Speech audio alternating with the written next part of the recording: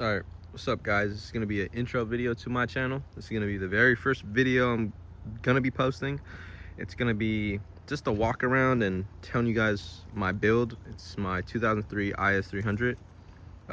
Clearly the car is a little dirty, so don't mind it. It just rained. It's a little foggy last night too. And I live out in kind of the cuts, so it doesn't make anything better. Okay, starting off, I do have a KBD BN style body kit on it. It is painted black, just black. It's not the paint code to match the body, but I mean, it looks kind of similar in different lighting, I guess you could say. It's painted. I don't recommend paint on KBD just because it peels. I mean, I recommend wrap. It didn't even last me like a month, I don't think. It would probably last somebody if you weren't low, because it's a little low. I'm not gonna lie, it's a little low, and the ground isn't really level right here on my rock area. So this side looks a little lower than that side, but it's not. It's even. Yeah, I got the front bumper with the side skirts. It's on Megan Racing coilovers right now, and I do have the 370Z stock wheels. Let's go to the back. A little low, I would say, is more like kit low if anything. I do have some clears. I made these clears. They were the factory clears with the red inside, but it's not the best. It's not the best job. I took out the red inside, and the clears are really it's just old, so the clears started peeling, so I had to peel everything off and just paint it silver. I'm probably just gonna buy a new set and try to redo it. But this is the rear in the TRD style rear lip. It's not, I painted it black with spray cans, so it doesn't really match well at all with the paint, but in the dark it looks better. Trust me. I don't know if I am gonna switch to the KBD style rear bumper, just because I kind of like how this looks with the stock bumper. I added these as well. I got them off eBay, but if you get them off eBay and you see a RC Lexus, the sedan with it, like in the picture, I don't recommend getting it. They look nice. I was expecting this LED strip to be like covered so you can't really see it. And plus at night when you turn it on, it is the brightest thing on this car. It's white LED and it's so bright, I don't recommend it. It looks nice, sort of. I also got these clears just off Amazon. Yeah, let's go to the other side. Exhaust wise, I am rocking a aftermarket exhaust muffler. I don't know what that is. I got it off Marketplace. It's just an aftermarket one. It came with the resonator welded on, but I disconnected it because it didn't fit. And I am rocking that with the stock muffler. I mean stock resonator, sorry. And the car is straight pipe. Straight headers, and then I gutted out the white pipe because when I got the car, it was running fine, but it needed smog, but it had an O2 sensor code. So I read the code, I looked it up, and it said you can fix it with a spacer for the cat. So I put a spacer on the bottom, got it smogged, and it passed.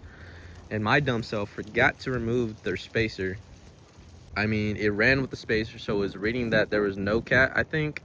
So it messed up the airflow, and then it literally just ruined the cats. It clogged the cats, clogged the headers, it clogged the white pipe. So then it just wouldn't even move past 20 miles an hour because they were clogged.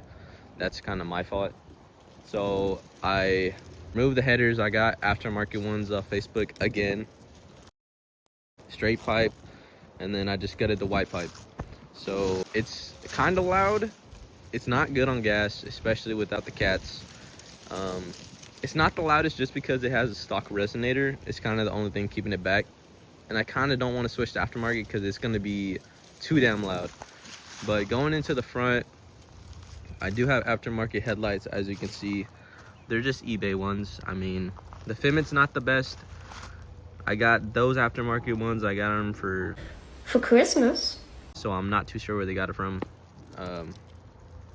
But when I got the car, it was completely stock. The body kit was stock, everything was stock. It only thing they had was the coilovers, and he had it kind of stock height. So I mean, it's a fitment wise. When I got the car, they were on chrome Lexus stocks. I believe they were from a GS430, if I'm not mistaken.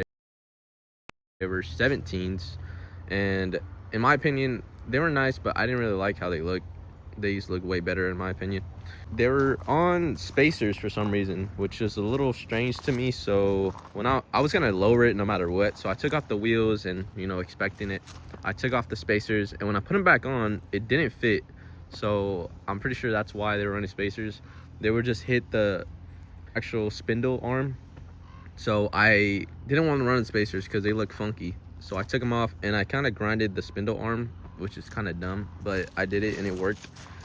Anyways, when I took them off, I mean, the car was already squeaking from ball joints. I mean, it's pretty common for these cars, ball joints to go bad. So I bought some, I jacked it up, I replaced this side, and I went onto this side.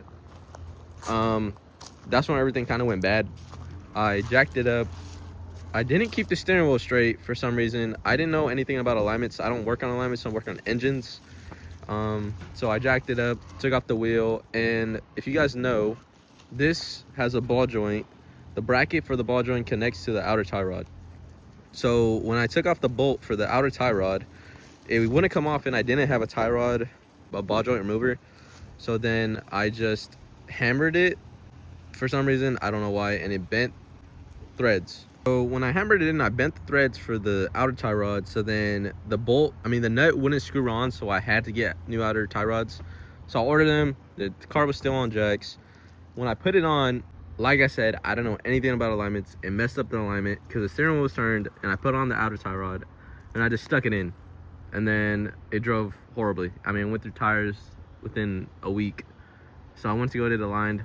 It was bad just because the shop was, I mean, I didn't pick the best shop. It was kind of cheap, so I got what I paid for. But not going into alignments anymore, not going into all that. If you guys want to know like an in-depth price on how much I spent on the build so far, just let me know. I mean, just alone the front bumper and the side skirts were $1,000 because the body kit KBD is kind of pricey. This is my if you guys want to know. This is the stickers that I'm making right now. If anyone's interested, I'll be inside the car. Yes, I know it's auto. Yes, I want to manual swap it, but do I got that money right now? No, we'll get there eventually. The carpet's not that clean. That's just to cover. The OEM carpet's pretty clean though. The people before me look like they just switched out the seats because back there it's tan, and so are the door panels. I put this nice dash cover on. Also, I wrapped it. Just a little more better view. See, the carpet's really dirty, but stereo wise, it's just the aftermarket one that I already put in. They kind of like cut out all the wires, so I have to rewire everything if I want to put a double din in it. It's not the best. But let me pop the hood for you guys. The exterior is way much more clean than the interior. I'd rather much stare out the exterior, but we're working on that. Going inside the engine bay, it's the 2JZ GE VVTi. Yes, it is leaking from the cam seals. I do need to switch them eventually. I'll work on that. It does have the intake. It's kind of hot air intake because, I mean, it doesn't have the shield, just a cheap one. It still works.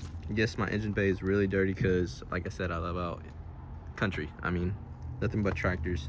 But here are the straight headers. They don't leak. Besides where they connect to the white pipe, it leaks really bad just because the white pipe is OEM, and normally they have the little ring gaskets, but it's flat, so they don't have the, I can't put a gasket on it, so I just need to find a aftermarket white pipe. But it's kind of hard to find it just because they don't really make them anymore, and people marketplace just be $500 for a white pipe. I'm not paying that much, if I'm gonna be honest.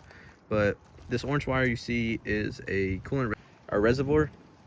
Just because this blew, like this plastic sucks.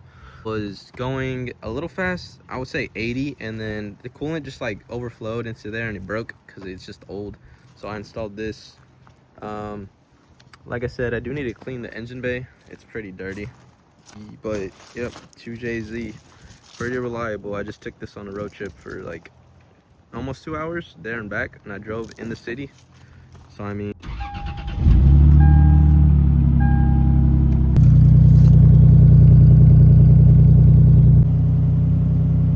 yeah, that pretty much sums up the entire thing. Just me yapping about the car. If you guys have any more questions, just let me know. Yeah, man, 2003 IS300.